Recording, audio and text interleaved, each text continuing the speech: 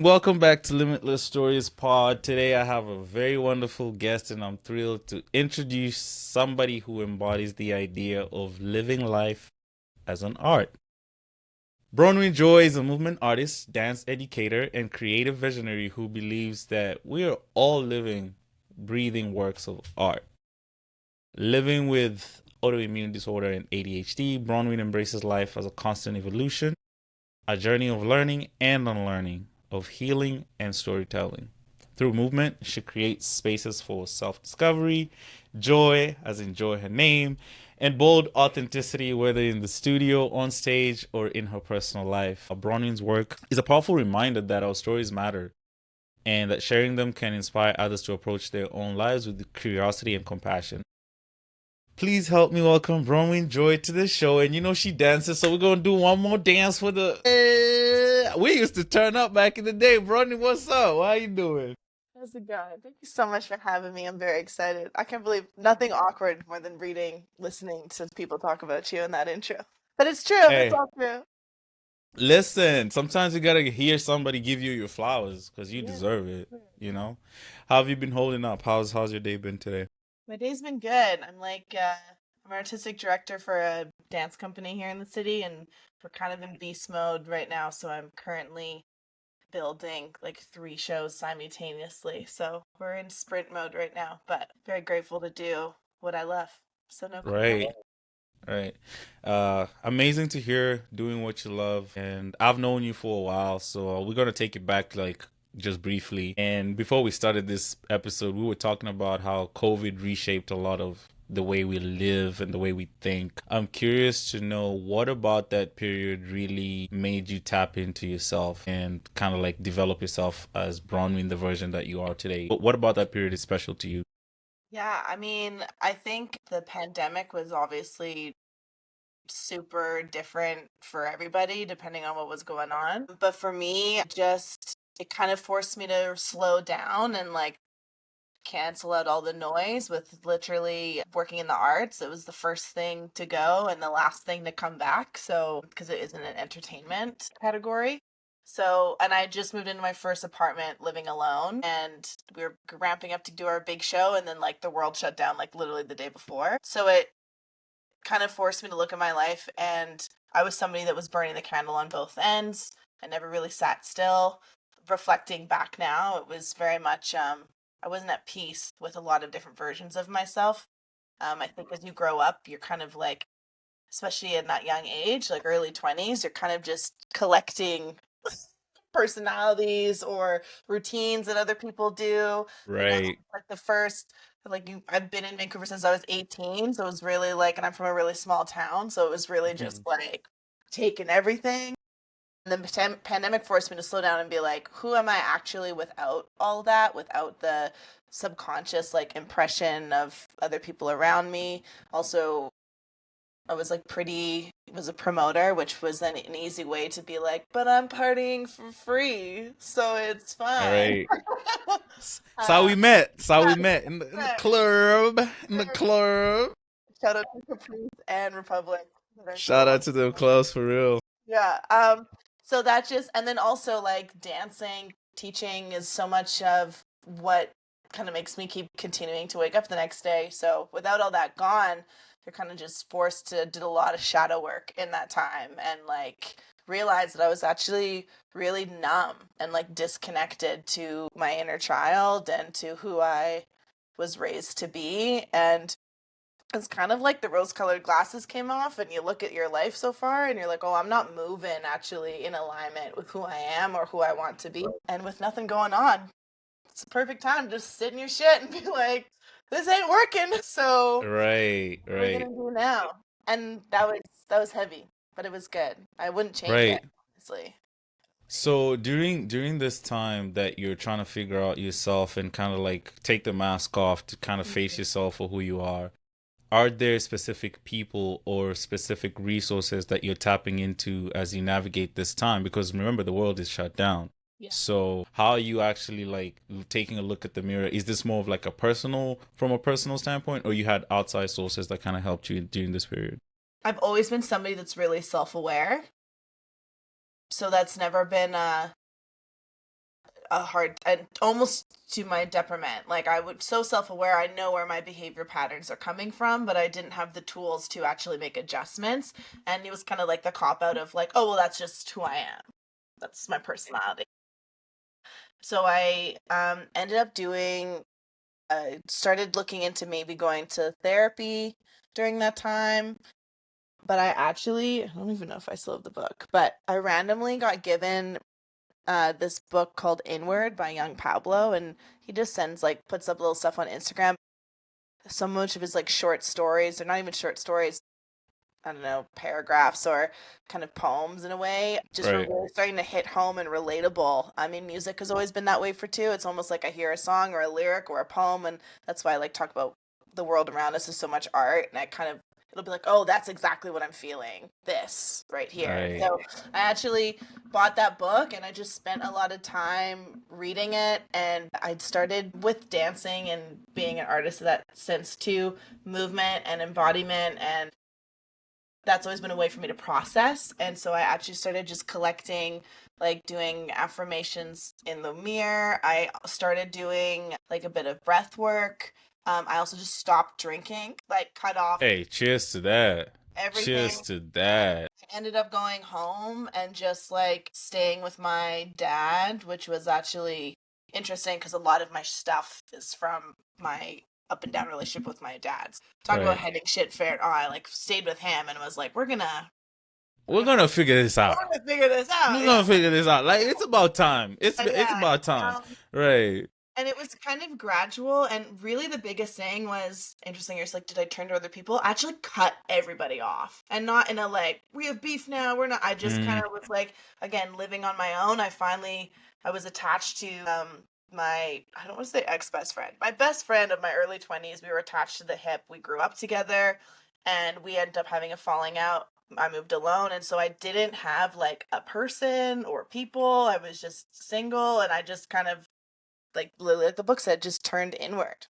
And then as the pandemic started to lift, then I actually got diagnosed with an autoimmune disorder coming out of that. And that was when I actually started being able to like implement a lot more of things like there's cold stuff that you've therapy, yeah, right. breath work, nervous system regulation tools. Like I just kind of then I started to get hungry for like who could I actually be actually pouring this much work into myself versus just everybody else around me. That was Love a main that. goal. I love that. I love that. There's a period in life where it comes a point where you have to kind of like turn the volume down. Just Totally. relax. Tune yourself out and let everyone go. Not in a sense of yeah, as you said, I don't fuck with you. It's more of like I just need to know who I am without you all. Because we use so many different things to like mask the that period of life. Relationships, I feel like at that point I was using relationships to um kind of like create value for myself. My worth was tied to people. Like 100%. Me too. I don't feel good if someone is not next, because the other parts of my life are shit. They're shit. Yeah. So I have this group of people, this one person that I have to attach myself to. And at the time, I don't know what attachment is. I don't know what healthy love looks like. I have no idea. I don't, Art. bruh, I'm just winging it. No, that's why we're so messy. We're probably dealing with the same kind of shit, honestly. Yeah, but then that's in a weird way when you think about it. Back then, that's why we're so enmeshed too. Like we're going through the same pains, but then it's just a different form of connection as opposed to now when we can come and talk about it in a very healthy conversation. Like we're still connected. Yeah. So, and then on top of that, you tapped in like into like mindfulness therapy and that. So, I'm curious to understand like what does mindfulness mean to you? I think therapy and all this, it's kind of become like a buzz. It's like cool to be mindful now. Do you know what I mean? Right. Right. 100%. Um, 100%. it's kind of become like a wave.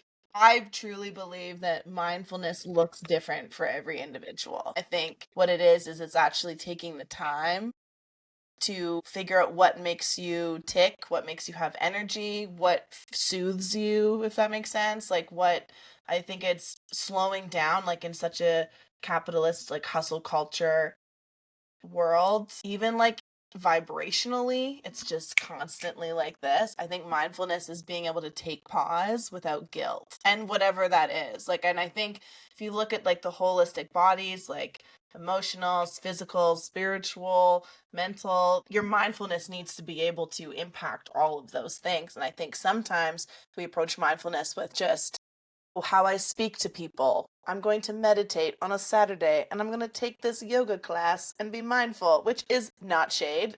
That's just enough, but also like, yes, it's how you speak to yourself, it's how you speak to other people, like mentally, it's being able to take pause and maybe reflect. I think mindfulness is huge with reflection. Mindfulness is also slowing down like physically, like giving time. My favorite sentence is the body needs time. The body needs time to respond. The body needs time to catch up. The body needs time to build muscle. It needs time to digest. And we are in a culture where it's just like you're dragging your body along with you. You know what I Right. mean? And so Right. to me, I think in short, mindfulness is just slowing down, even if it's like 10 minutes in your morning or going for a walk or when you're watching or you're reading, it's like in silence. I was on the tangent, but I was listening to CBC or something. Just it was just on somewhere I was, and they were talking about like, hey, have you ever tried silent walking? And I was like, and then I waited, and they're like, it's walking without headphones in. And I was like, is this where we are now? No, dead ass though. That's that's valid. That's valid. 2025 Cause and Gen Z's like, guys, we're gonna walk outside with no music. without headphones, that's crazy. I think it's a I'm gonna tap into that because I try to make it a habit of mine to go to the gym. It's like a 15-minute walk, so I walk without music or headphones. Where it's just like we're just raw dogging the thoughts today. Yeah, It's just me and my thoughts. I call it So you, raw dog in life right yeah, now. yeah, we just gonna do this right, like just bare vibes. That's what it is. Stay protected though, but with my thoughts, we raw dogging them shits. So, and I love the way you frame mindfulness. You know, the ability to take a pause without feeling guilty. That part. That's And it's hard. It's hard, and that takes time. man. And I think this is the thing is mindfulness can be uncomfortable. And it's the same thing when we throw around the word like, oh, we need to make sure our nervous system is regulated. And regulation doesn't mean I never react or I never have high emotions. It just means that I'm able to move through those things easier. I'm not letting them like dictate my life. It's something that ebbs and flows and you're able to kind of like respond in a I don't even say want to say like relaxed way, but an honest way where I think sometimes again with this like pop culture version of mindfulness, it's like we meditate, we do all these things, and then I'm just like alming for the rest of my days and I never have my life like this. And that's just not it's not plausible, really. I totally concur to that because I think with mindfulness, it's not the oh I'm positive and I'm just kind of like Yeah, flowing with toxic what life. positivity. Yeah, it's like sometimes it's just the ability to observe Yeah. because awareness kind of brings a lot of things to your attention, right? And just to go back to the COVID situation, you were started Mm, to be aware, and yes. that's the beginning of mindfulness, like being Yes. aware. So Yes. I think we can agree on that. And I also feel like the way your teaching style seems to like blend a little bit of artistry, a little bit of empathy, and also a little bit of understanding of the body. Yes. That makes me think of awareness, right? Yes. Which is a key tool of mindfulness. Yeah. And I'm just curious, like, was there a specific experience or like a student interaction that made you realize, teaching dance was your calling and, you know? I actually asked the rest of our staff this question in our teaching training. I was like, why do you teach? And for me, dance has always been an integral part of my being. It's been the tool that has made me feel like I understand myself more. It's how I like re-meet myself over and over with all these versions. It's like the one constant that's always been there throughout that, even though my relationship with dance and movement has changed as my body has changed and my capabilities and time and all that, but it's been that constant. So dance taught me that, but teaching taught me what I have to offer in the world. Teaching is a purpose of like, how can I take the tools that I've learned? And this is why I'm a big believer in sharing your own experience is a ripple effect. Me showing up as a teacher, in the most authentic, self-aware being that I can be, hopefully encourages people to approach themselves in that same matter, whatever that looks like. And it's like the ripple effect. Teaching, I think I've always kind of known, but I definitely noticed that once I started doing all this work, my teaching style has definitely changed. Like before, it was more about my choreography and being witnessed and wanting to be looked at, a little bit more attention heavy, Mhm. which I don't think there's anything wrong with that. Absolutely. And then, but now it's more like, what's your why? What's the approaching movement with curiosity? I think understanding your own physical body and capabilities bleeds into understanding, and then put performing on top of that. Now we're looking at artistry, and kind of my slogan for how I show up in spaces like that is with what I create, whether that's through film or choreography or teaching, it's the human experience amplified. Like that's how I kind of move. And now I teach Right. as well. And I think sometimes we spend too much time in here, especially like, I don't know, you're a very active person as well. You also dance. I've seen you in the club. Hey, don't spill all my secrets. I'm wholesome nowadays. I'm wholesome. But there's people out there that weren't encouraged or weren't, you know, aware to tap into their physical body, and so much energy and endorphins and stuff can come out from just moving your body. Like you can become so much more aware of a situation after you move. And also there's this whole thing like, oh, but I'm not good at dancing or I'm not good at being creative. I think it's such bullshit. Like use dance or movement as a tool to move through your body. Like before we made it be something you could be good or bad at, people were dancing. Like you've a song comes on, communication, way years So many years. different styles of dance too. Yeah, and it's Like, universal. It's a language that right. everyone understands, period. Dance has changed the world, always will. Dance is done. Hey man, I love that. Love that. I love that outlook. And also something you touched that kind of stood out is the concept of service. When you shifted your mindset from wanting to be seen to more of like I want to serve. I think when you're a vessel of service, it elicits so many different ways around who you are, in terms of how you are as a leader, how you are as a colleague, how you are as just overall empowerment of you as a person. Yeah, And the service aspect is what gives you that purpose. Like totally. Yeah, without doing something that kind of puts you in a position of service, you can't really tap into that yeah, purpose, I think, from my observation, and I could be completely. wrong. But um I had a mentor. She was a teacher of mine at the time. Come up to me. This is around like in the thick of it. I was like 23, and I'd be showing up to class on a Monday morning doing ballet after being at Reggae Sundays, just with like club stamps all over my arms, like reeking of vodka, like hadn't washed my eyes, but I was there. Fucking showed up. You showed up. and It's all that matters. she pulled me aside, and this is I think was the it took me a while to start to implement it, but this is the first time anyone told this to me. She's like, you are one of those people that when you're on fire, you can make or break a room. You're one of those people where your energy is a conduit, and you either make this the best class for everybody, or if you're off and you're in the back now all of a sudden not saying much. And to me that was me trying to be respectful, like I'm not feeling it today, like I'm just going to remove myself. She's like, but we notice, because then when you are feeling it. And it was the first person to kind of let me think about, like, whether you call it your aura, your energy, your vibe, whatever it is. And not all of us are that way, but once I started to understand that, and to it starts to become a responsibility. If I'm at the front of the room, like that's the one thing that needs to be consistent, how I show up in a space. And like that's also started to implement, like, and feed into who do I want to be as a leader, and recognizing that as a teacher, you are a vessel of knowledge and you are leading a room. Like there's leadership in that. And I think a lot of people sometimes just do teaching as like not that. Right. It's just another day at the office, or it's just another day at my Yeah. craft. But at Yeah. the same time, I love that because like you have to own the room in order to create impact. Yes. Impact does not necessarily come from, oh, I have XYZ experience. There's certain people, I'm not going to throw shade or anything, but there's certain Yeah. people who've been doing their crafts for 20 years, but they just Yeah. don't have the ability to own a room.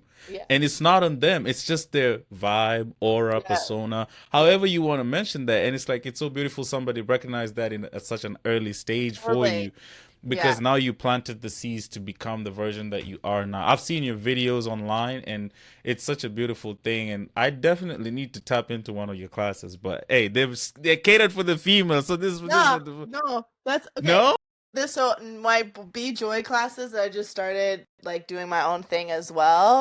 Mm-hmm. Those are open. I mean, and technically Luminesque is too, but yeah, for sure, it's definitely more like a feminine movement. But I am actually wanting to do some like Magic Mike kind of style vibes. Ah, I I see. so I'll Man, holler. I need to dust off the knees. I need to dust off the knees, man. Like, I'll holler at you though. I'll be like, it's it's been your a time. minute. It's been a minute. I come film one time for the one time back to Seriously. Republic dance floors, man. Come on now. Put on a I little P. play. I'll put on a little Pablo and just grind on. I mean, that's funny. And I think we've touched on like being online, and that brings me to like social media, which is like, yeah, I hate yeah, it. me too, me too. I hate that And we're here. social media, man, it's like one of those things you love to love and love to hate. And I genuinely believe, your work has a lot of healing and storytelling, and you have to kind of share these things both in person and online. Hmm. And there's a lot of balance that you have to showcase, and sharing that vulnerability online and being present in your work. How do you kind of like ensure your social media presence feels authentic to who you are as an artist and educator? Damn. It's been a journey. Honestly, Talk to me. I think in short, when I changed Joy is not my legal last name. Hmm. And when I was younger, I was really trying to be hard. Like I really was trying to like be kind of low-key fuckboy energy and that's Hmm. actually not who I Who you am. It are. was such a protective state, but also like that's how I was getting booked, and I always had dark lipstick, and I was just like very much like I All started. black. All black fits. I remember. Yeah. And so my brand kind of became that. Now the difference is I started living as Bronwyn Joy in my personal life as well all the time. And so, then there was like the drugs and the partying and the people and then I was like teaching all the time, and because it started to become this expectation of who I was, and it started to kind of blur with what was true. And so the pandemic, when all that was removed, it was kind of like, who am I underneath? And then I had to also look at my social media. And again, like you were saying, where people got you that validation, I kind of had like this. I call it a ugly duckling syndrome. So when I grew, and What I'm does like, that mean? so basically when I was on the island, Hmm. pretty mousy. No one really was interested in me. A lot of rejection. And then I got to the city, and then I discovered heels dancing, and all of a sudden, people wanted to holler, and I was just like, Hey, listen. hey, The price done gone up. The yeah, price done gone yeah. up. And my worth started to be wrapped up in conquests, whether that was like being seen on stage or being with multiple people, or that was kind of where that feeling was. And that's also what my brand started to reflect, was just this unapologetic sexual empowerment, essentially, which I had no shade on that either. And then during the pandemic, I realized that I wasn't showing my vulnerability, and there was again the people in my life at that point didn't the words strength is vulnerability or vice versa just wasn't talked about. It wasn't, my circle didn't really Tap uh, in like tap that. in on that, so I just kind of let it die. um and the pandemic, when everything was like shut down and dance wasn't there, I kind of started grieving that, and then I was starting to move more vulnerable and like showcase that side of me, and that kind of Mm. brought me back to like, oh yeah, like this is what I used dance for as a kid, was just like way to process and vessel the feelings. And I actually had a lot, and then fast forward, some stuff kind of got dragged on social media for a bit, or at least my company did, which then made me fearful of sharing things online. There's this fear of being misunderstood because I am a genuine person, and more often than not, I do feel like I'm in alignment and in my integrity, but that wasn't being Replicated by replicated whatever. that way. Yeah. Yeah. Yeah. So honestly, you know what my secret is? I have two Instagrams. I Mm, have I have a private account that I just every so often it's like 100 people. It's people that I know me, mm-hmm. that I can just like share the memes and post wild shit without that kind of filtering process. And then that made it easier for me to just focus on Bronwyn Joy as actually being my outside person. So how I Your teach, unique how brand. yeah, Right. like how I Right. teach and how do I show up as a leader? How do I show up as an artist? How do I show up? So I was able to separate the two. Separate. And then over time, even still, like I'm still allowing myself to be, fluid in how I show up and that I can be everything all at once. And I think that gives you more room to continue to evolve and to continue to express yourself in various ways and like try things on. And I think when you're an artist and when your physical body is also attached to your work, it's so Mm-hmm. easy to just have to think that you're selling yourself all the time for work, Right. right? Right. So I think Right. the separation is needed. However, also social media, like use it for how you need to use it for you. I think there's no wrong or right way to show up. Like, Absolutely. Absolutely. And I was about to kind of like t give a not a critique, but like a yeah. feedback in the sense that you can't really control the outcome. No, absolutely not. It's beyond your Logically, I know that. scope of Emotionally. control. You can't. Like you Yeah. literally can't. And at the end of the day, that's exactly why a lot of people can't do what they want to do based on Yeah. the fear of Yeah. they're going it's called the spotlight effect. You're thinking Yeah. of they. If Yeah. you actually outline who are they, like when you actually say, "Can I write down the names of they?" Yeah. There's nobody. And it's like, bro, you're just in your head. Yeah. It's literally all in your head. So you gotta be Yeah. okay with the outcome where it's like, but then again, I totally understand the division of the brand of who you are as you show up as an educator, creative dancer, and then the brand of what's your personal life. Because when you get home, you just want to turn off. Like Totally. Yeah. you want to turn off this metric driven society that you have to be on all the time. And maybe when you're off, your vibe is just, I just want to look at memes. Yeah. That's Yeah. it. Like I'm not really trying to do too Yeah. much right now. Yeah. And the duality of that has to be more accepted, I believe. For me, I would love to for you to kind of take a challenge to reconcile both worlds, but Yeah. it's not realistic. I Totally. mean, it's not realistic. And I think, and definitely I'm starting to share a bit more, personal stuff on my brand page, if you will. And I think though, as somebody that lived basically all of my 20s so in the public eye, I was like, and I sounds so stupid, but like mini famous because you're teaching like our company is like 300, 400 students per term. So that's people that already have this perception. Then you go outside. I was promoting all the time. So I was, I couldn't go anywhere without somebody being like, "Oh my God, hey." And I can't imagine how real celebrities feel. I used to always think I'd want to be famous, but I would die. I like absolutely could not handle it. But giving myself permission to protect certain parts of my life, to feel Right. like I have control on I like to almost think of my relationships like a solar system when you get the old school map with all like the rings and I'm like Right. the person in the middle. There's certain people that are very genuine in my life, but they're out here. And then as we get closer, as you kind of cross over the rings, you get to Mm, experience more of my personal life. And that's mm, comfortability on my end and comfortability on their end. But I never thought of it like that. It was almost like I was so desperate to be liked and to be seen for so long that I was didn't matter if I was in alignment with the person or not. It was just like, oh my God, you think I'm whatever. And so right. again, this was a lot of the unpacking during the The pandemic. unprocessed trauma, the Yeah, unprocessed yeah, pain. yeah. Yes, it's like how do Inner you child expect, work man? till you How do die. you expect to be seen when you can't even see yourself? It's not plausible. And I didn't know You who I can't. was. I was You like trying can't. like I was trying to fit into this Bronwyn Joy persona and be liked, but then also like it just like no wonder I was Yeah, outside all the time. man. Shout out to outside though. Outside made you.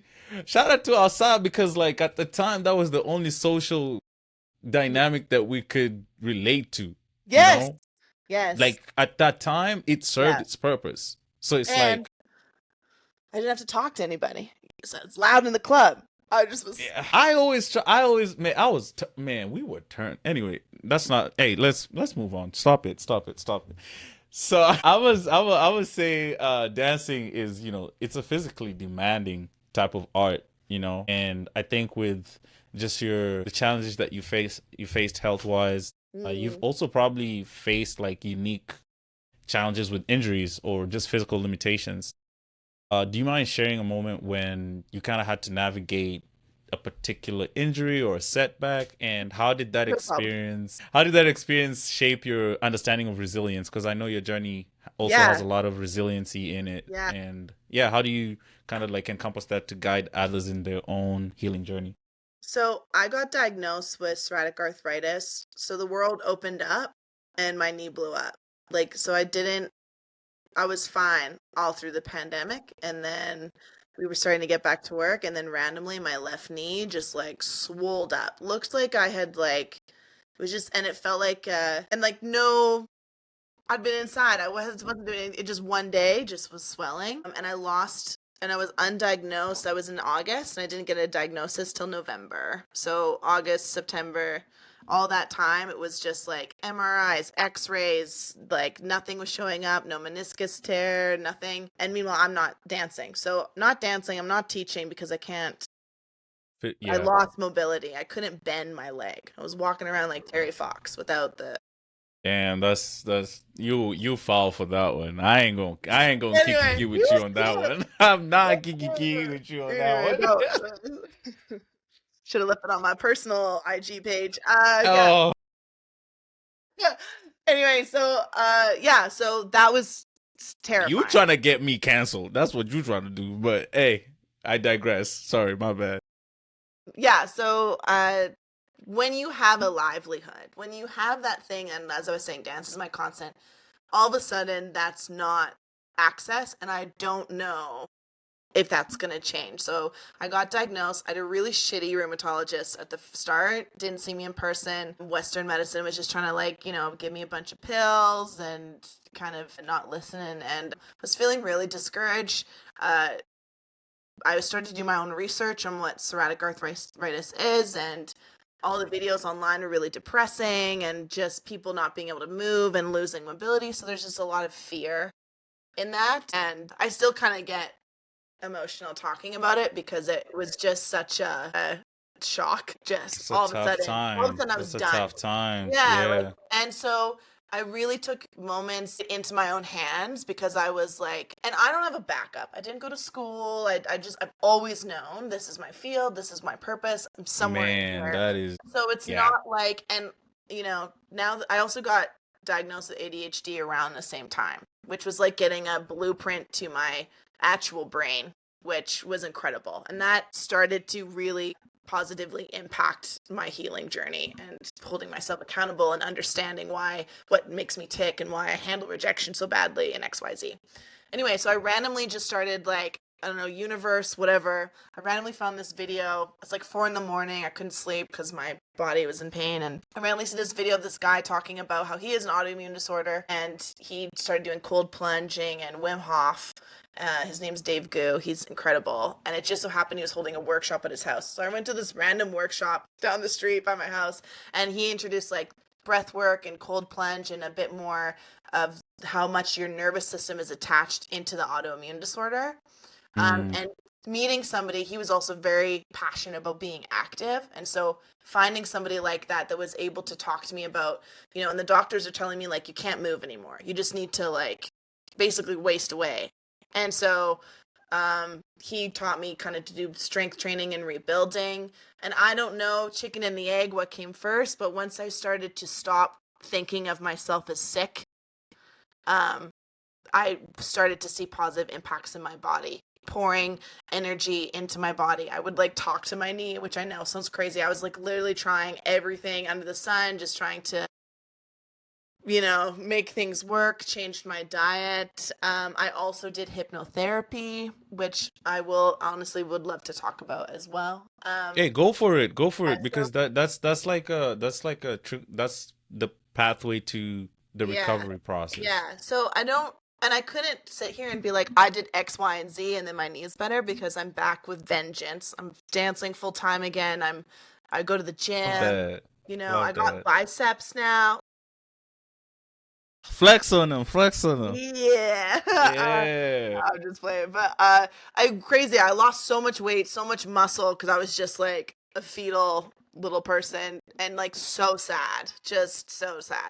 Once I started taking matters into my own hands, and again, I really do think it's important. I'm not discrediting anybody with chronic illnesses, mentally, physically, or whatever, but I do strongly believe that we don't understand fully how much the power of our mind and how we talk about ourselves and to ourselves in a physical matter impact our health. Like as soon as I was told that I have a chronic illness and there's no tank, like, was Right. so much worse. And looking at the symptoms, I'd actually been dealing with the chronic illness for 3 years prior and just not clocked it. As a dancer, you're kind of always in Mm. pain.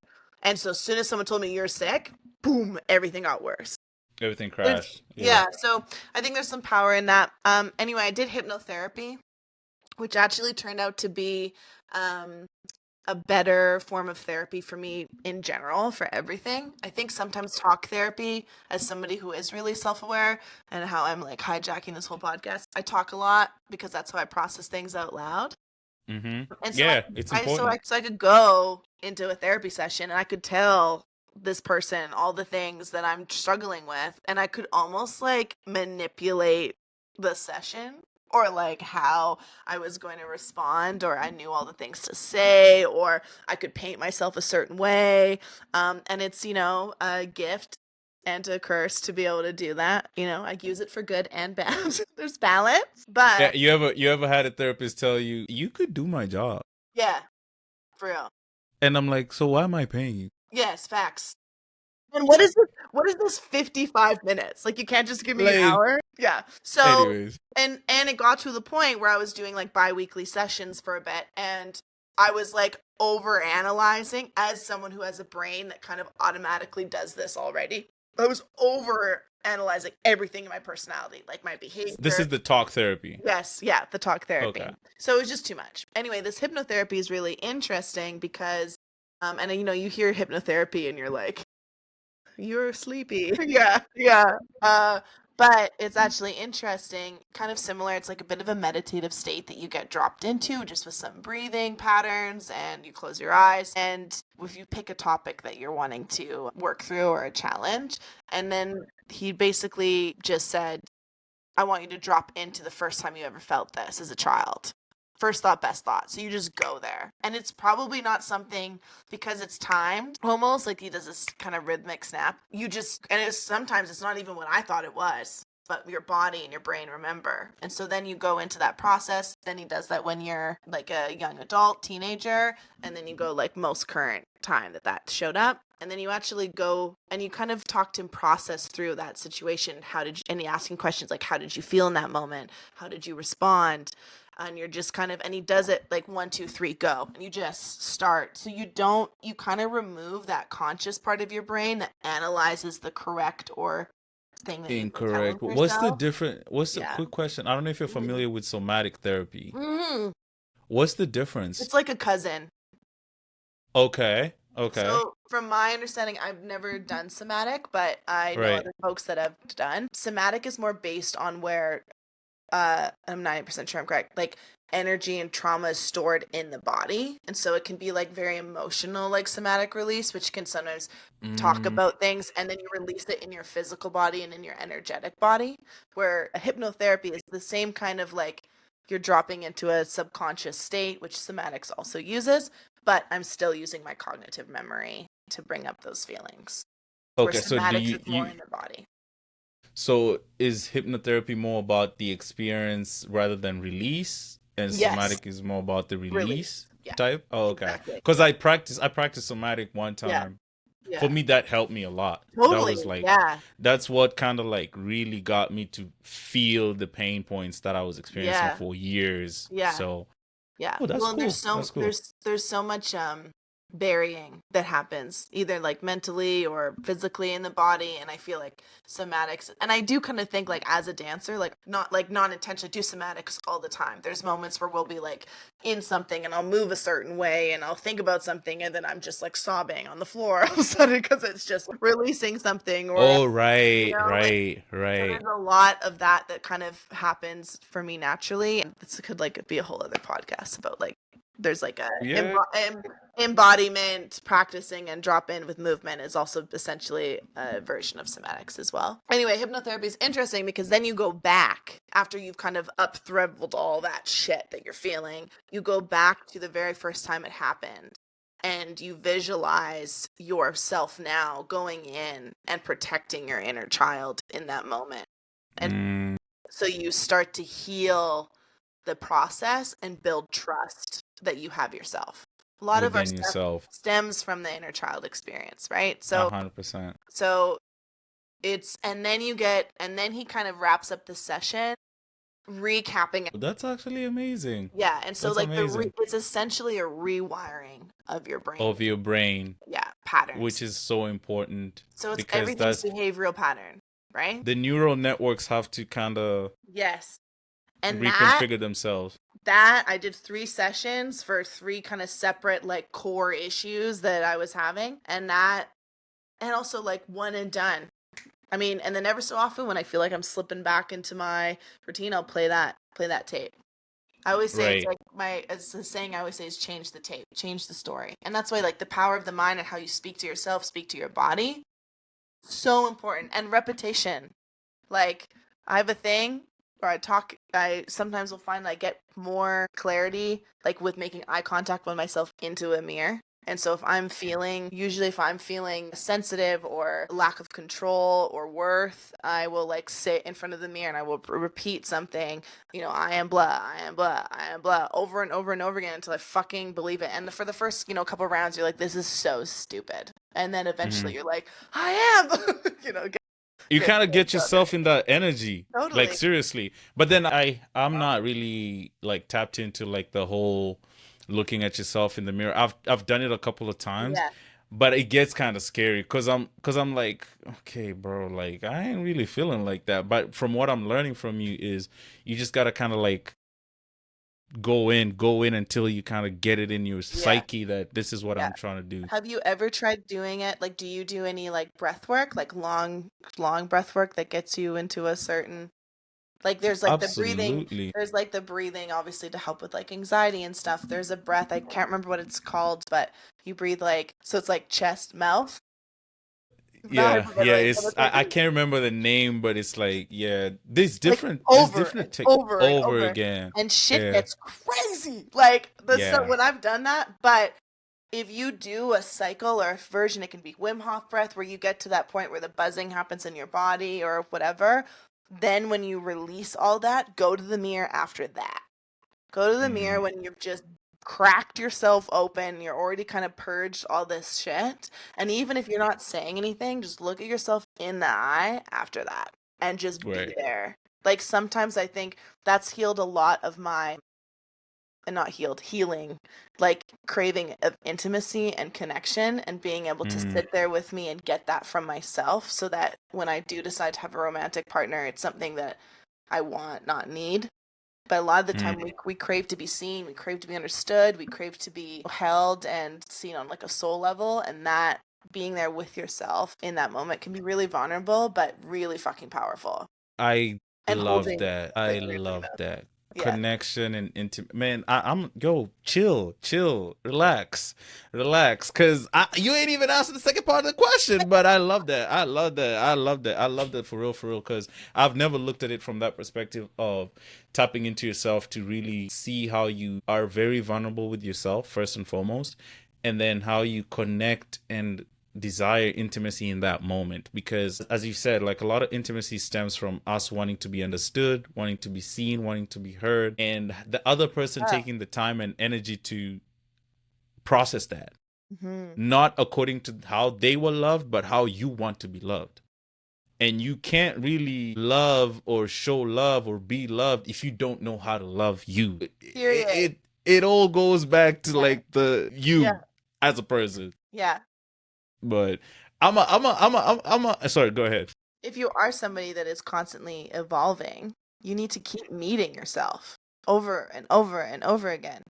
And like if you're doing all this internalized work, sometimes I feel like seeing that in the mirror brings me back to reality. And there's like this weird thing that happens to me sometimes, like, I know eyes are the windows to the soul. We've all heard that before. And like seeing yourself, it feels like there's my outer body. And when I'm looking at myself in my eyes in the mirror, that's like my soul looking at me. Like I'm me as a whole compass of a person. I can see myself. It doesn't feel like I'm like, when you're looking at yourself in the mirror and you're like, damn, this fit looks good. Like it feels, I sit close. Like I'm like close. And I'll move up closer for thank you for sharing that. That was amazing. And how do you use those lessons to guide other people in their own healing journeys, your lessons of resilience through your injuries and health challenges? I think we have more answers than we give ourselves credit for. I think with the internet, and there's so much information in general and opinions out there being thrown at you all the time. And it kind of tapped into like my first thing is I'm not discrediting, like, do search for answers, do read books and podcasts and talk to doctors. And I'm just saying once you get to a place where you can feel what you need intuitively, and the body needs time. So, like, resilience can look different for everybody. And I think there's no right or wrong way to show up for yourself. Resilience is just not giving up on your own ability. So, whatever that is for me, resilience looks like not just listening to my doctor. That just the Western approach just didn't seem to be enough for me. So I looked elsewhere. I was like, if I'm somebody that is healing and has used my physical body as a way to transcend, my own experience, but also understand myself more, and now I'm not allowed to do that, well, then maybe my healing needs to come from being able to tap into my physical body another way. Breath work gave me that, kind of got me out of my body and into my cycle of everything. Right. Small moments of, the doctors told me to stop moving and I did the opposite. I was like, well, I'm actually going to keep moving mindfully. I started doing workouts like in a chair, started to do yoga, I started to eat better. I started to calm my nervous system and heal my nervous system first. And like did all of that. And then, and then I also was put on medication as well. So again, who knows what was working? A combination. And I love the resiliency aspect of finding alternatives when there seems to be no way. Yeah. I think a huge part of resiliency is understanding that, yes, the situation is dire and it requires attention and immediate attention. Yeah. But how can I navigate this outside my comfort zone? Yes. Some things that are accustomed to, like, okay, the traditional way of medicine, okay, that's not working. What else can I do? And that's the resilient aspect of things. And you're allowed to change your mind. It's your life, and this vessel is yours. Like, the worst thing that can happen, usually, you try something and it's not for you. And now you know. But I think it's a data point. and I think resilience also builds trust with yourself. And so trusting yourself to be able to make those choices, to be able to check in, to be able to see and feel what you maybe need. Right. And I'm a huge advocate of finding all sorts of things under the sun that might get you to learn yourself more, and approaching everything with curiosity.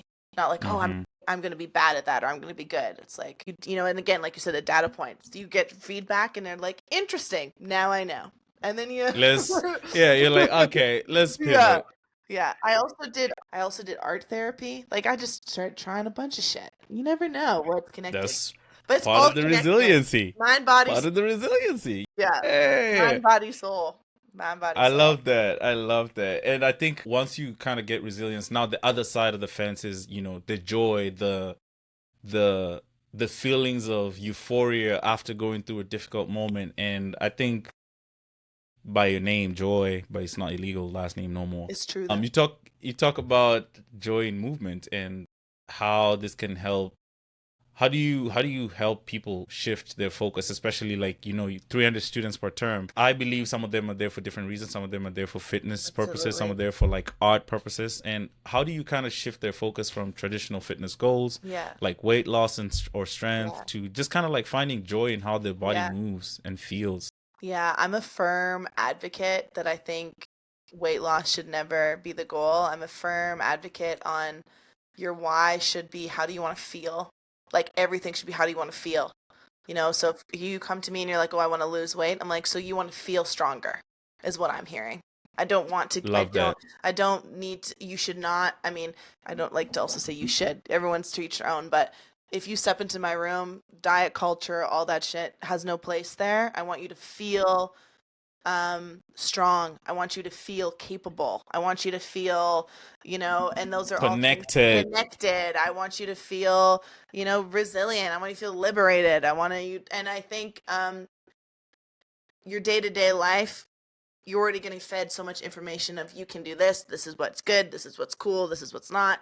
And the joy comes from, I think dance is joy first. It's a Mm, communication space, and I think, you think back to like house parties and when you go even like the 70s, everyone's like dancing on the floor and there was like waltzing and ballroom and like all these like social setting dances where joy, dance is celebratory, dance is something where you're doing to celebrate, whether it's like a marriage or even like in death or whatever. It's some form right. of, this transcends being good or bad. And so joy is attaching to your inner child. Like at some point before you lived your life, you were able to tap into joy. Most people, 100%. circumstantial, but, and so it's just bringing back to that, getting out of your head and into your body. Right. And at the end of the day, joy is going to also look differently for everybody. And so For everybody. it's less about me. It's, are you feeling joy right now in this moment? Yay or nay? Okay, no, why not? Let's talk about it. Ask Let's me those tap in. questions, right? Right, right. Yeah, Double clicking to those uncomfortable yeah, environments and situations that yeah. kind of I'm a make you not big, feel that joy. exactly. And ask why.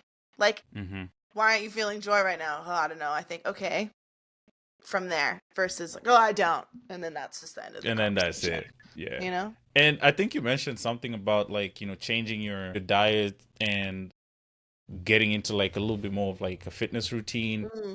And I'm pretty sure like your performances do require a lot of physical stamina and strength. I'm not going to sit there Just and be like, you can just do it. Come on in. yeah, just kind of like looking from the outside looking in. I'm Yeah, like, okay, that looks hard. Like it's yeah, not easy. And yeah. physical fitness is different from like movement fitness. That's what I always tell Absolutely. people. Yeah. Are there any like specific fitness routines or recovery practices that you've kind of relied on to stay performance ready, even on Yeah. days that your body feels like less than Yeah. 100%? How do you still show up?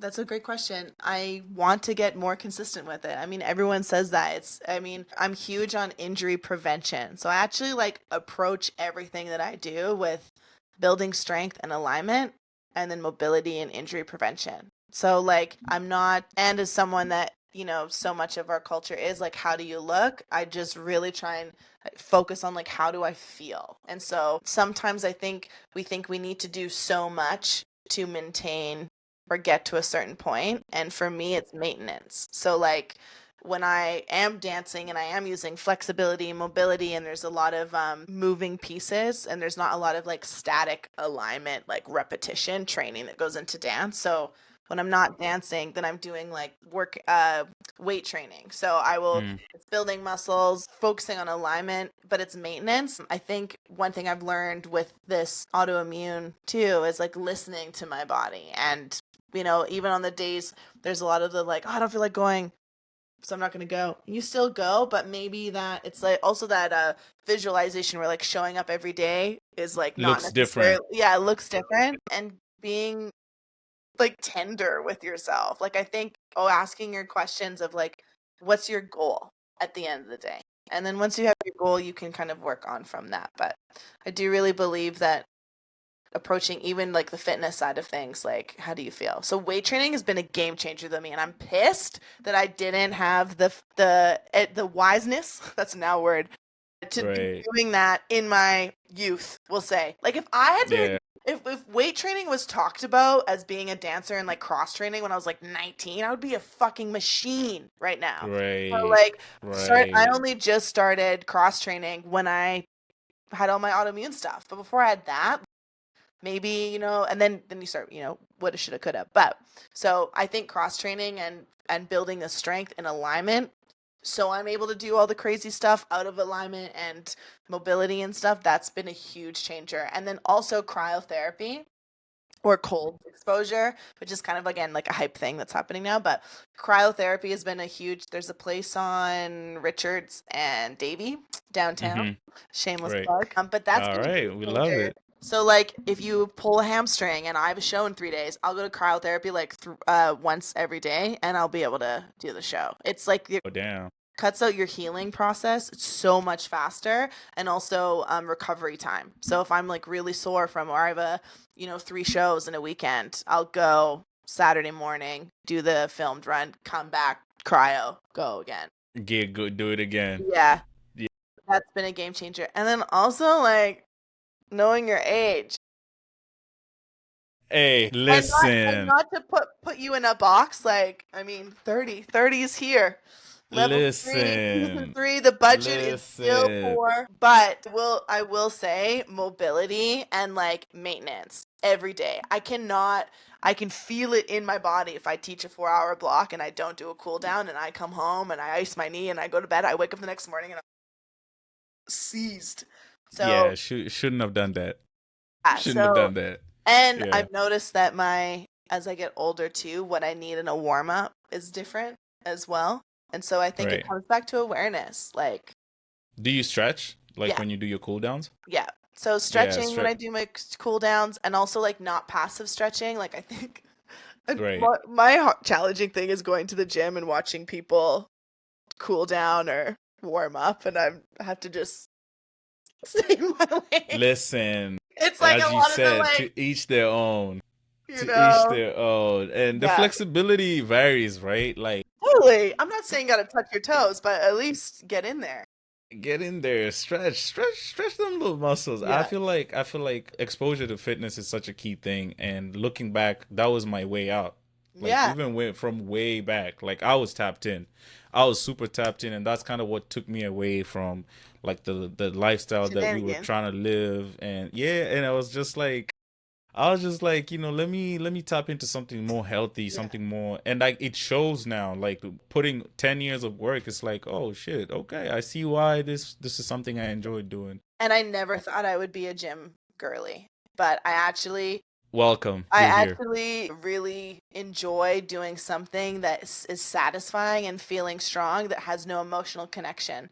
Whether Hmm. like dance is always mental, physical, and spiritual, essentially, when you're doing it. Right, And so right. to go to the gym and just bump music and literally just be like, hey, you know, it's What do we do with our feelings? We put them in our muscles. yeah, like it's so meditative and I really really enjoy it and I don't know if I again, it's all timing. Like I'm in a place where I can receive that information and use it to my advantage where Absolutely. I don't think and I'm similar to you like my gym is 150 meters from my house. I've no excuse to not go. Right. So again, knowing thyself, you give me a radius that is something that I don't walk by every day, I will not be going. But because I passed that sign of the shorty with the 18 pack, Listen. As human beings, we have this thing of we love the tyranny of convenience. yes, If you can invent any business, any entrepreneurial juncture, make sure it brings convenience and you will have customers because people don't like doing shit. yeah, Like like nobody likes doing work, shit. yeah. So it's yeah, it's getting worse with the wave of AI. This is a whole nother conversation. I'm gonna have to come. But we're gonna have to do another season. But hey, I think with just your journey of Yeah, like your ADHD and autoimmune disorder, and you've likely required like a lot of support from your family and your loved ones. How have those relationships shaped the way you approach just relationship building, yeah. especially when it comes to navigating the challenges that come with that. I would say out of all these three topics, relationships is the one that I am still probably the most figuring out, especially romantically. But that's a whole other bag of tricks. But um but my parents, I'm really blessed to have a really supportive family that has always been like encouraging me, and I do believe that everyone needs at least one person that just blindly lifts you up, blindly says you can, you can, you can, you can. Because there are days when you can't or you don't think you can. But I also, what a difference it is to find your fucking people. Like, now that I have friends in my life that do not make me feel bad about any side of my personality, good and bad, or annoying or not annoying. They accept me and all my evolution. I can speak my mind without fear. And it's made me Right. really reflect on the difference of relationships pre-pandemic to after. And I will say, it's like, they always say that the older you get and the more healed you get, the smaller your circle is. Like that. Mm-hmm. That's true. I have a lot of people that know me and we're acquaintances. I have a lot of people that probably feel closer to me than I do to them, and that's just how my personality rocks for people. Mm-hmm. Because I Mm-hmm. am an oversharer, but you don't know me, if that makes sense. Right. You know? Right. So I Right. think, like, if your friends are making you feel shitty or don't, and I'm not saying don't, it's not all butterflies and rainbows, but you need people that I feel comfortable to be able to call you on your shit, but also lift you up when you need it. And Right. you need to be in alignment with how you want to move through the world or show up for people. Like, I think values are really important. And I think being able to have conversations about said values or opinions, and I'm not saying we all have to agree, but you can feel when you're not being accepted truthfully. And I think everyone needs a few people in their corner that have those. And that's really key for sure. How did you navigate? Because pre-pandemic, Mm, you mentioned something about that. We were at that point we were, as at least for you, you were just dancing for fun for the most part, and also kind of like doing something with dance on the side. Correct me if I'm wrong. But as you transition from like that to post-pandemic, where you are a teacher and also like a business owner for yourself, like that must have required like sudden relationships to mm, transition. yeah, Are there certain relationships that you can pinpoint to that period that helped you become this version of you that have kind of like, I think from the top of my head I can think is that teacher who kind of told you how to own a room, totally. Yeah, right? yeah, Like, do you have what can you share about those relationships that have transitioned from yeah. then to now?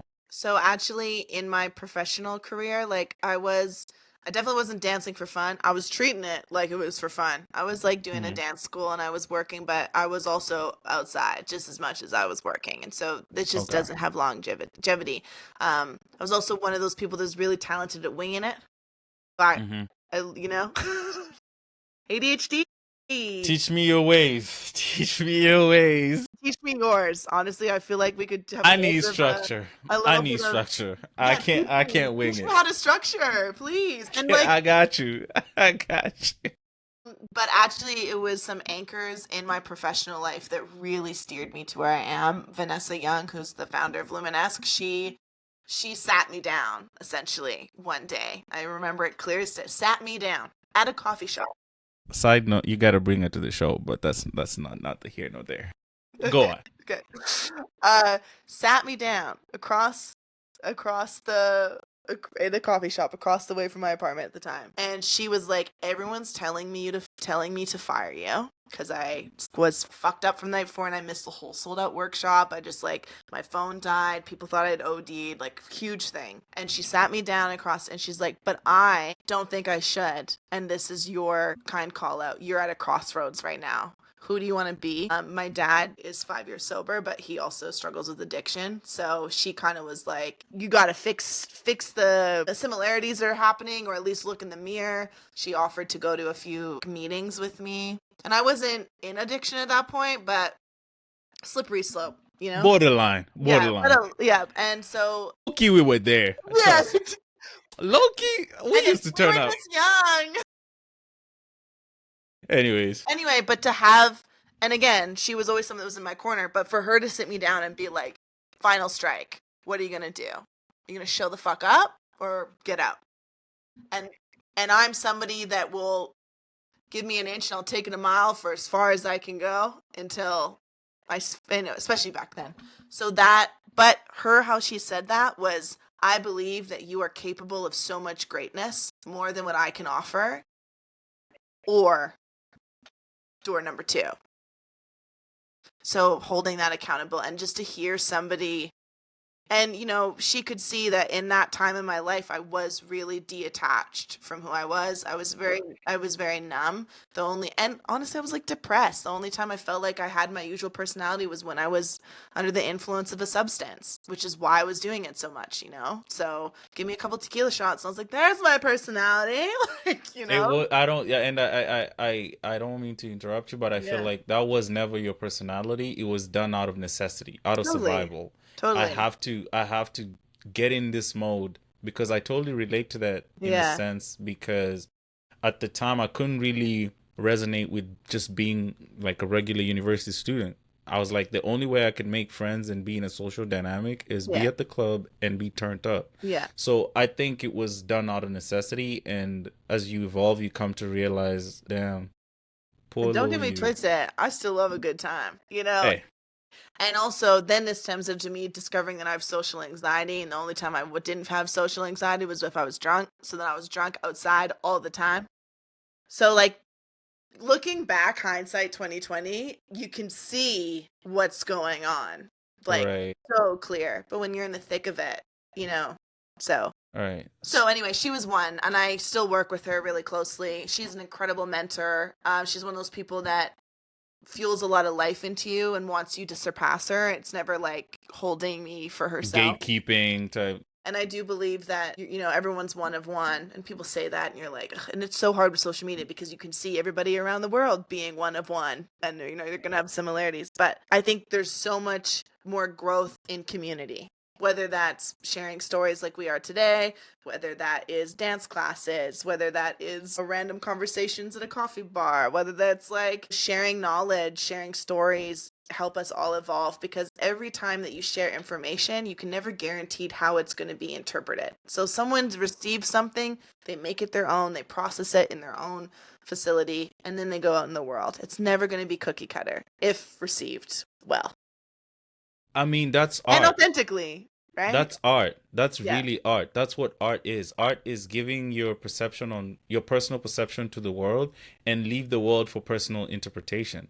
Like it's not up to you to look at a painting and say, "Oh, this is what I get," but Greg gets it a different way. So Yeah. it really Yeah. varies with how people process that said information. So really important to do the artwork and share your art as you Yeah. always preach on your socials, and I love that. I love that. And of course, like with the good comes the bad too. So in terms of Totally. like, so are there certain relationships that didn't survive this transition? Oh, for sure. And A lot. how did they help you? How did they help you reflect on what truly matters to you in terms of relationship building, both personally and professionally?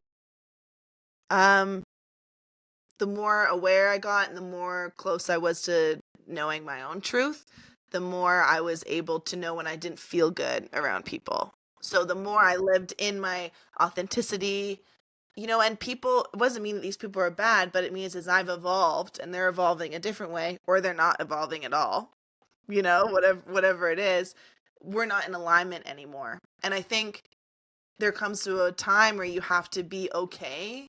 It's hard breaking up with people or jobs. Like, we talk about romance all the time. Man, the friendship breakup, Are way don't even worse, get me started, honestly. bro. That Yeah. there's one, bro. Like I still to Still this hurts. day, man. Yeah. It's Yeah. shout out to that boy. I hope one day we can sit down and talk about it. But Yeah. damn, you Yeah. probably know him too. That's the crazy part. But we digress. Yeah. So I think there's this whole concept where it's like, well, when you're healed, like nothing hurts anymore, which is just not true. It just doesn't suffocate you as much, or you're able to have a little bit of removal from it to be able to move through it. It's You like, have the yeah, you have the toolkit to deal tools. with I'm a it. huge tool belt advocate, Right, you know? right.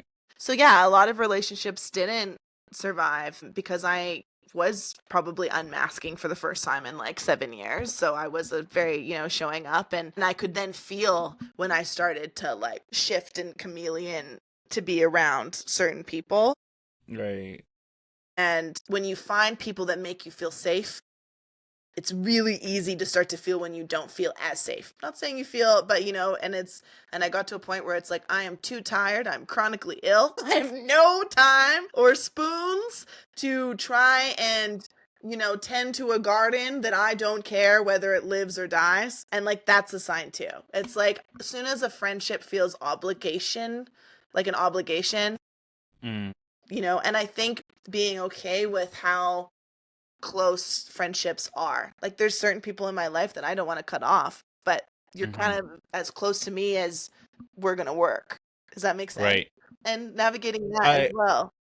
I was actually having this conversation last night with a Yeah. friend of mine, and what she said was really impactful because I was telling her, I'm happy for you, you found a community of people, because I'm still kind of navigating through that Yeah. because a lot of my friends ended up moving away from the Yeah. city, the ones Yeah. that I grew close with. Yeah, totally. And she said something that stuck because she said, like, just because we're not in alignment in terms of how we're living or our core personas as we are currently, Mhm. does not necessarily mean that I can't sit and have a coffee with you.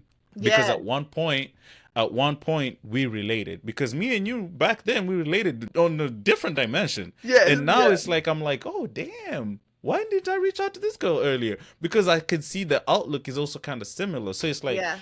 you don't necessarily have to cut people off completely, because we also live in a society that glorifies individualism a lot, where it's like, oh, you have to be alone and yada yada yada. No, Yeah. you don't. No. No, you don't. And what does And alone mean, what really? does alone mean, You really? And know? it's like Yeah. we thrive. Anything in this world thrives with a sense of community. Anything. Yeah. I don't care what nobody Having says, community, especially in this days, is like a political fucking statement. Like bruh. you wanna rock the boat and make it hard for people to change. Build community. Build community so fucking strong that no matter Hmm. what, I mean, tap into like the government or whatever is coming at you. You have, You have community. people, yeah, human beings, Yeah. living organisms, bruh. Like, it could be your dog, it could be your people, coworker, friend, best friend, mom, Yeah. dad. You don't Yeah. fucking matter. Yeah. So yeah, I'm glad you transitioned through that, and the friendship breakup, man. That's a conversation for another day. Yeah. But I've had a few happy, now. Yeah. happy that you've kind of got to a point where you have your people, because Yeah. that's important. And That's I'm really still important. like navigating being able to have those hard conversations of I'm not feeling this anymore. And I still would like to get better at that, of being more direct, I think, Mm, sooner, in like romantically and even professionally sometimes too. Professionally is a whole other can of worms. Oh my god. Professional is like, my biggest thing is like, are you in alignment value wise with the company or whatever that you are working for? Because I do mm-hmm. believe, especially in the political climate that we're in, I do really believe that it's kind of like, but I also encourage conversation, I think. And then, oh my god, then there's cancel concert. I have so many things that I have opinions about, but Let's come back. yeah. Let's Yeah. come back. Let's But come I back. think I think professional, it's obviously different. You're only they only know a very small window of who you are as an individual. But if you're in alignment with what you want to offer professionally, and they are in alignment with what they can give you professionally, I think that is a good working relationship. But I've been blessed. I've been with the same company for a really long time, and I'm kind of at the top of the food chain now, so that's kind of also full circle. Congrats. Thank you. Yeah, paid my dues, and I'm so glad she Yeah. didn't fire me. Life is crazy like that. Life is crazy like that. Full Yeah. circle moments like that make you realize growth is not linear, and Yeah, growth comes that in part. so many different dimensions. Yeah, You have to understand and embrace when it comes to you, yeah, because that wake up call was what you needed at the time, and totally. that was like your key igniter Yeah, for growth, you yeah, know? And I'm glad you took it with both hands, and now you're here. yeah, It sounds like a fairy tale, but it is what it is. That's yeah, exactly what happened. yeah. And life's still Yeah. hard. I'm not gonna sit here and like be preachy and be all like, nah, it's still hard, and I'm, having to continuously show up for yourself in this like grand, like I'm gonna do it all in mindfulness. It's like it's gonna ebb and flow, and being gentle with yourself, I think shaming yourself or talking negatively is like actually the biggest downfall of growth. Right. And You so I think, gotta give yourself grace. yeah, grace, tenderness, I say grace and Yeah. tenderness. Tenderness and And I grace. always You say have to. one foot in desire and the other one in gratitude. Like Mm, always keep pushing, but always be taking pause, being mindful enough to reflect where you are and how far you've come, mm-hmm. for sure. Okay. That's amazing. I'm gonna do a quick rapid question right now. If you were to dance with anybody in this world, who would it be? Oh, that's a terrible question. We gotta put you on the uncomfortable situations. I It could be mean, a role model, it could be a colleague, it could be anybody. if I could dance, I mean, that's such a loaded question because there's so many people that I want to learn from. But as far as dancing would be, I would love, I mean, he's dead now, but I would have loved to be like one of Prince's dancers. There's so Okay. many, her name was Kat, and it's like burned into my memory. She literally just like claws on a chain link fence for one of on one of his shows. I would love that. But Ah, nice. there's a lot of artists. And lots of especially with social media, you can see so much other choreography and artists like all over the world, especially like heels is just like blown up in the last couple of years. Right. So that's hard. That's a hard question. I want to circle back. We'll come back. We'll come back. We'll bring you back. We'll bring you Yeah. back because we love the growth. When you look back at your journey, your 20s, your life, your overall growth, when you think about it, it kind of all boils down to what in your own words? Surrender would be is like the word that's coming to me right now. And I Mm-hmm. think surrender and ebb and flow. Like I think surrender comes to mind because every time that you're trying to like bulldoze your way through or hurry the process or there's this feeling of desperation, my life's gotten so much harder. And every time I've been able to turn inward and surrender to the environment, surrender to what's happening to me right now and approaching it with curiosity, I've come out the other side. So with surrendering, then nothing's precious, then things come and go as they should, and we just keep one foot in front of the other. One step at a time. Hmm. I totally love that. The art of letting go in a very mindful way. Yeah, You're not really trying to control because outcomes are just ideas that we have in our heads. yeah, So at the end of the day, you can't really there's a lot you can't control. And once you understand that for the people who believe in like the religious views, for the people who believe in the mindfulness, the people who believe in so many different ways, they're all forms of surrender. And you come to understand that a lot of things, even romantic relationships, work best when you go there to give and surrender. Like you're 100%. just, I'm here for you as me. I don't want to gain anything from you. I'm literally surrendering myself to you. Essentially, that's how I would envision marriage is. I don't Yeah. know. I'm not married, but that's what I'm Like trying anything you want to share? to. Not today. Not today. Yeah, I'm super grateful for you, but I just want to make sure, like, for the people who might come across this pod, how can they find you on socials? Yeah. I actually have my own podcast too with two beautiful individuals. Talk about it. Talk about it. It's called The Glorious Mess, and it's very similar to kind of what we talked about today, but it's just three people talking about ways that can maybe we can support healing or mindfulness or awareness. We sometimes talk about some of the stuff in the world as well. We've covered a whole bunch of topics, but I still think it's similar to what you got going on. It's just, there's one tidbit that you can take away from listening and maybe hearing that other people are feeling similarly to you. Again, that builds community. It doesn't make you feel like you are, the one lonely person dealing. Right. And that we're all Right. just surviving, trying to thrive. So, glorious mess. Man, the glorious mess. And then Bronwyn Joy, Bronwynn, Joy, on Instagram. Double N. Double N. It's real too. It's not like because Instagram had another. It's real. My Okay. parents really made it unique. And then also I have a production company called Be Joy Productions, which you can also find on Instagram. And yeah, hopefully y'all dance at some point today. Put on a song and shake some. We appreciate you. I appreciate you. This was so much fun. I'm definitely gonna have you back. I'm out here thinking, God damn, like I haven't even really asked the questions I want to ask because I hijacked the episode as well. No, no, no, no. This was your time to shine. This is a platform for people to share their stories. So that's Yeah. why it's limitless and it's Yeah. limitless stories. You embody that, and I'm so proud of you. I'm happy for you. I am so proud of the journey that you've uncovered throughout your 20s to today. Thank you. Keep pushing those boundaries, those walls that, were built for you to push away. Yeah. And I just want you to know that from somebody who has seen that growth from an outside perspective, I'm proud of you. Thank And I you. give you all the flowers, and I wish nothing but good fortune in the future. And we're going to hang out more. So, Right? yeah. I'm like, shit. Yeah. So I appreciate you, man. I I love appreciate it. you. Thank you. Yeah.